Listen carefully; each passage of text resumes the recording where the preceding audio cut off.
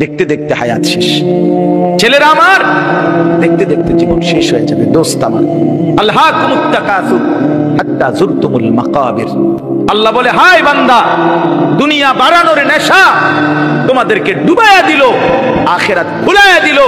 এরই মাঝে একদিন কবরস্থানেই পৌঁছে গেল। হাত্তা যুরতুমুল মাকাবির, একদিন কবরস্থানেই পৌঁছে গেল। খাটের বানানি শেষ হয়েছে না, তুমি কবরে। সোফা শেষ হয় নাই, দোতলার ছাদ ঢালাই হয় নাই, তিনতলা শেষ হয় নাই, এরই মাঝে তুমি কবর। কত স্বপ্ন, কত পরিকল্পনা, বাড়ি গাড়ি নারী সব রেখে একদিন অমীমাংসিত রেখা, অপূর্ণ রেখেই তুমি একদিন কবরে চলে আসবা। অথচ আখিরাতের কিছুই করলা না, দুনিয়াও শেষ করতে পারলা না। আহা বান্দা, করলাটা আহা বন্ধু, কি করল, কি করল? ছেলেরা বলো, এত নারী দেখে কি হবে শেষ পর্যন্ত? ভাইয়া, সারাদিন তোমরা যারা নারী ছবি, মোবাইল, অশ্লীল দৃশ্য দেখে, শেষ পর্যন্ত কখন থামবা? প্রিয় ভাই আমার, কোন দিন থামবা? কোন দিন, কোন দিন থামবা? তোমার কি কোনোদিন রাত ভোর হবে না? তোমার কি যৌবন শেষ হবে না? তোমার 18 বছর 20 বছরের হায়াত, এটা কি কোনোদিন আর 40 বছর হবে না? একদিন তোমার চোখের পাওয়ার কমে যাবে, একদিন কোমরের ব্যথা বাইরে যাবে, একদিন তোমারও শরীরের সমস্ত অঙ্গ প্রত্যঙ্গে দুর্বলতা চলে আসবে, খুব দ্রুত, খুব দ্রুত। আল্লাহ তাআলা বলেন, সুম্মা নুখরিজুকুম তিফ ওয়া নুকিররু ফিল আরহামি মা নাশাউ ইলা আজালিন মুসাম্মা। আমি মায়ের পেটে সন্তানকে একটি নির্দিষ্ট সময় পর্যন্ত রাখি। সুম্মা নুখরিজুকুম তিফলান, অতঃপর আমি আল্লাহ শিশু এক বাচ্চা হিসাবে মায়ের পেট থেকে বের করে আনি। এরপরে সুম্মা লিতাবলুগু আশুদ্দাকুম, এরপরে সেই বাচ্চাটা তোমরা ধীরে ধীরে শক্তি সামর্থ্যবান হতে থাকো, মানে আস্তে আস্তে কিশোর, তরুণ, যুবক হইতে থাকে। এ হইতে হইতে আগাইতে আগাইতে এর মধ্যে আমি আরো দুইটা কাজ করি। আল্লাহ বলেন, একটা হলো অমিনকুম মান ইউতাওয়াফা বিকাবলু, আমি এর মাঝে অনেককে এই কিশোর, তরুণ, যৌবন হতে হতে মৃত্যু দিয়ে দেই। আর অমিনকুম মান ইউরাদ্দু ইলা আরদালিল উমর, আর কাউকে কাউকে আমি একেবারে চূড়ান্ত বৃদ্ধ বয়সে পৌঁছাই। কিন্তু সবাইকে সমান তালে বুড়া বানাই না। তাহলে যদিও হায়াত 60 মনে করো, সবার তো 60 না প্রিয় বন্ধু, সবার তো 60 না। তোমার যে 60 পর্যন্ত বয়স যাবে তার কি নিশ্চয়তা? তোমার দাদা ঠিক আছে 60 বছর বয়স পাইছে, কিন্তু তুমি যদি না পাও। তোমার বড় আব্বা 90 বছর বাচ্চা, ঠিক আছে, তুমি যদি না পাও, তো তওবা করবা কখন? তওবা করবা কখন? ওয়ালাইসাতিত তাওবাতু লিল্লাযিনা ইয়ামালুনা আস-সাইয়্যাত হাত্তা ইযা হাদারা আহাদাহুমুল মাউত ক্বালা ইন্নী তুবতুল আন।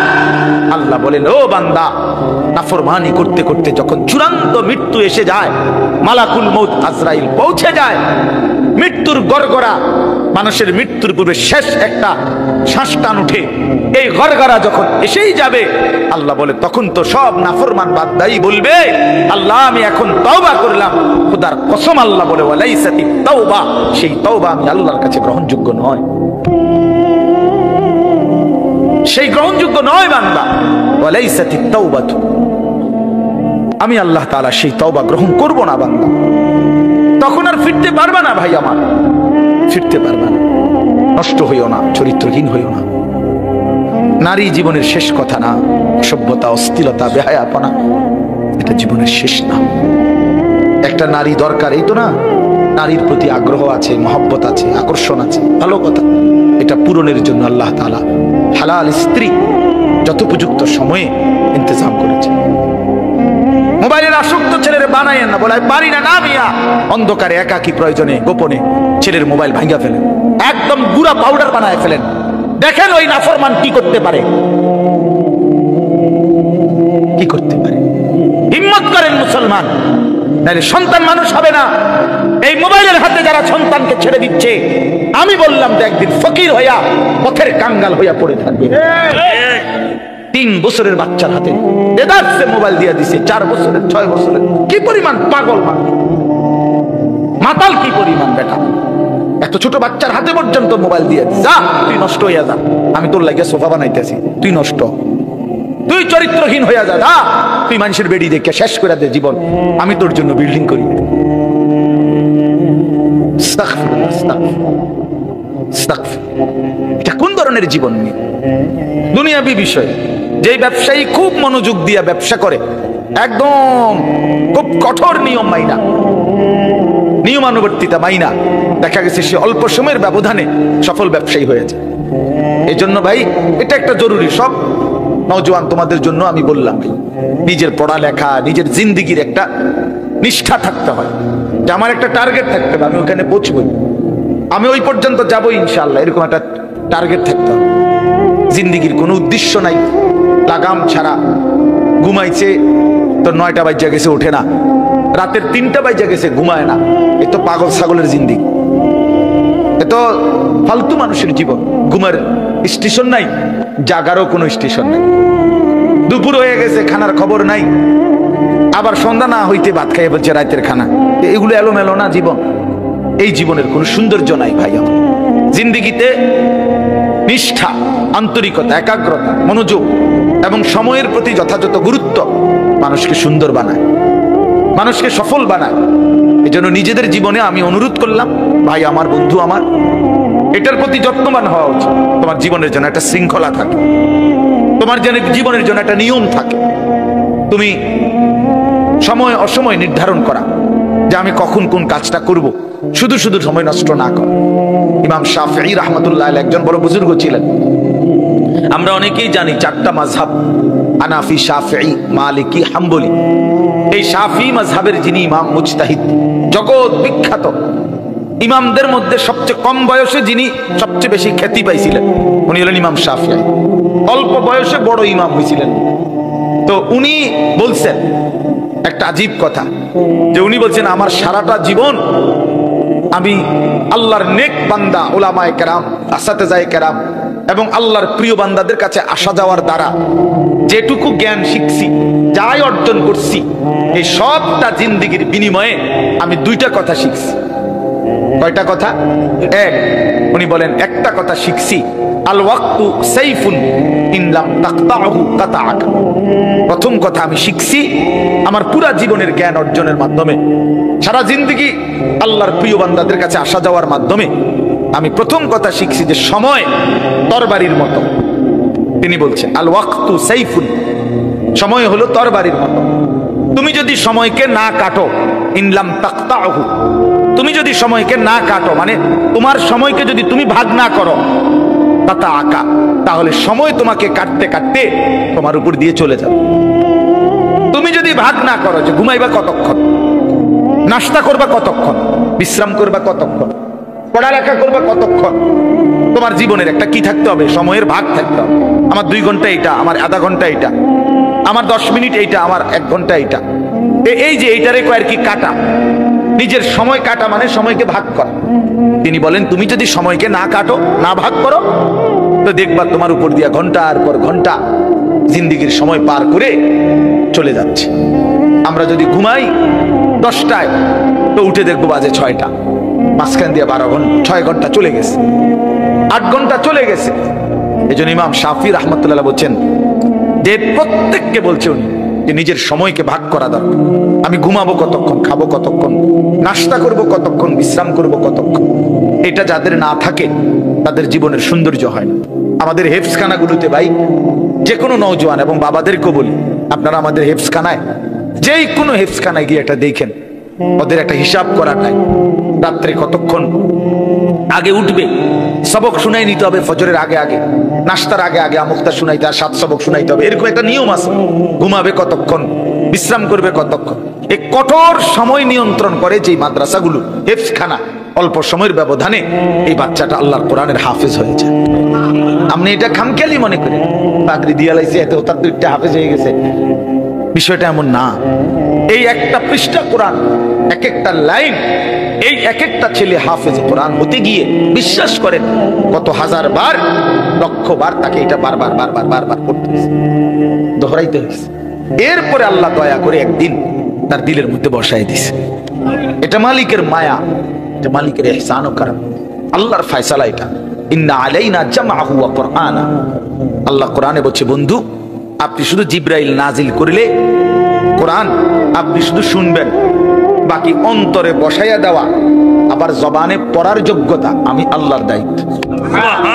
ঠিক কথাই, ইন্না আলাইনা, নিশ্চয়ই আমি আল্লাহর উপরেই দায়িত্ব, জামাহু, অন্তরে সেটাকে একত্রিত করে দেওয়া, ওয়া কুরআনা, আয় তিলাওয়াত, পরবর্তীতে সেটাকে পড়া, তেলাওয়াত করা, শোনানো, এটা আমি আল্লাহর দায়িত্ব।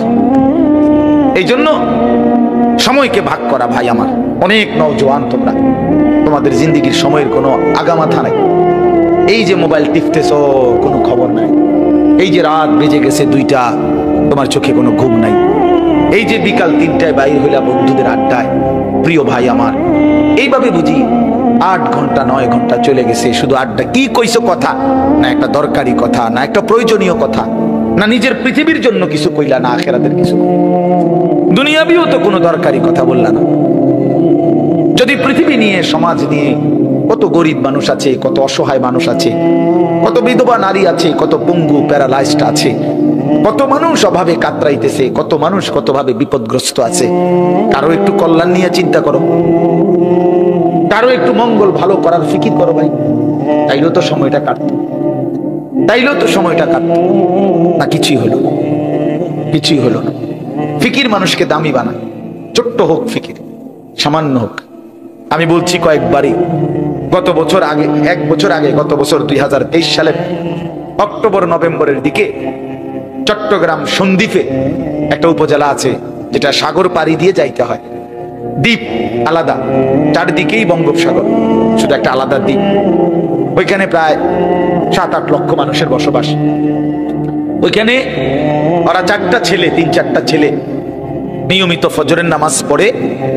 তো একদিন ফজরের পরে তারা প্রতিদিন সাগরের পারে হাঁটে। তো একদিন তারা বলতেছে, আচ্ছা আমরা যে হাঁটি, এই গত বছর কলেজের ছেলে, মাদ্রাসার না, স্কুল কলেজের ছেলে, আমরা যে সকালবেলায় মর্নিং ওয়ার্ক করি ফজর পড়ে, চলো আমরা একটা কাজ করি, না হাইটা আমরা বন্ধুদেরকে ফজরের জন্য উঠাই। এই কথাইটা তাদের মনে আসছে। তাইলে কেমনে উঠাইতে পারি? যে 2 ভাবে, একে তো ব্যক্তিগতভাবে ডাকবো, আরেকটা হলো জায়গায় জায়গায় ছোট ছোট ক্যাম্পেইন, মানে ফজরের জন্য গণসংযোগ করব, আমরা একটা ছোট ছোট প্রোগ্রাম করব। ছোট প্রোগ্রাম কি? যে মনে করো কিছু যুবক ভাইকে একত্রিত করে একটা কোরআন তেলাওয়াত, একটা হামদ নাত, ফজরের গুরুত্বের উপরে একটু কথা আর একটু মুনাজাত, এই 4টা কাজ করবো। এই ফয়সালা নিয়ে এখন এটা লিখবো, মানে এই যে 4টা কাজ, কোরআন শরীফ তিলাওয়াত, একটা হামদ নাত, ফজরের উপরে একটু গুরুত্ব আর একটা দোয়া, এই কথাটা লিখবার জন্য তারা বলল যে এটা আমরা লেখা দরকার, নাহলে তো সিদ্ধান্তটা যে আমরা যেটা করবো এখন কাগজ নেই। তারা তো হাঁটতে গেছে সকালবেলা ফজরের পরে। ওই যুবক আমার নিজে শুনাইছে মাহফিলে সবার সামনে। তারপরে বলতেছে, হুজুর আমরা সাগরের পারে হাঁটতে হাঁটতে পরে খুইজা একটা সিগারেটের প্যাকেট এটা পুরাই আনিস, নিয়ে ওই প্যাকেটের ভিতরে যে উল্টাইয়া যে সাদা জায়গা, এইটার মধ্যে কলম দিয়া লিখছি এই আমগই সিদ্ধান্তটা। এই একটা কাগজ দিয়ে লেখা শুরু করছি। আজকে 1 বছরের মাথায়, এবছর তারা ফজরের পরে, এই আমার এরকম রাত্রে যেখানে মাহফিল ছিল ওইখানে, মনে করেন এই প্যান্ডেলে, ওই প্যান্ডেলেই তারা ফজরের পরে তাগো মাহফিল আলাদা, ফজর ক্যাম্পেইন। এরপরে ফজরের পরে আমি মসজিদে আপনার তাসবিহ পড়ে 10-15 মিনিট বাইরেছি। বললাম যে কই ভাই আপনাকে ওয়াজ কখন? হুজুর আমগরে আর 20টা মিনিট সময় দেন, আমাদের সাথীরা আসতেছে, ছেলেরা। আল্লাহু আকবার। এই আধা ঘন্টার ভিতরে দেখলাম কমপক্ষে 4.5 থেকে 5 হাজার ছেলে ফজরের নামাজ জামাতে পড়ে, সব সাইকেল মাইকেল দিয়া সব আইসা প্যান্ডেল ভইরা গেছে। ফজর বা সব কিশোর তরুণ, সব কিশোর তরুণ নওজোয়ান ছেলে। তাইলে মানুষ কি করতে না? 4টা ছেলের একটু ছোট্ট ফিকিরে, এই কয়েকজনের ফিকিরে তারা বলতেছে যে এখন আমাদের এখানে এই অগণিত ছেলে আলহামদুলিল্লাহ আমাদের উপজেলায় ফজরের নামাজ জামাতে পড়ে। এজন্য ভাই আমার ফিকির ভালো, ফিকির করতে হবে।